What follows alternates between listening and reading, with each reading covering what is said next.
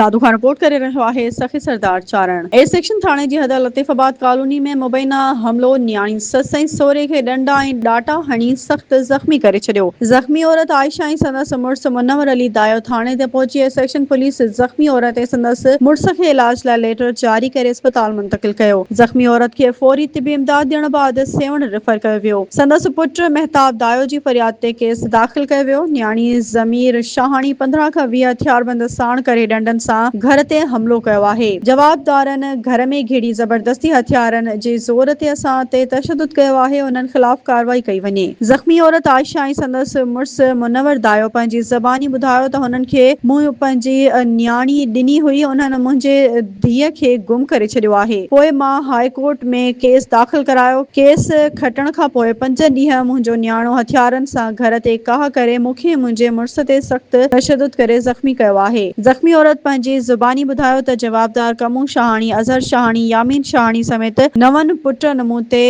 हमलो कयो आहे। ज़ख्मी मुनव्वर दायो ॿुधायो त असांखे घर में सुता पिया हुआसीं त 10 खां 15 ॼणा भित टुपी असां सां विढ़िया आहिनि। असां ते सख़्त तशद्दुद करे ज़ख्मी कयो आहे। असां क़ुर शरीफ़ ॾिनोसीं पर जवाबदार औरत मथां तशद्दुद कंदा रहिया। ज़ख्मियुनि IG Sindh, GIG Hyderabad, SSP दादू खां मुतालबो था कयूं त जवाबदार गिरफ़्तार करे इंसाफ़ कयो वञे।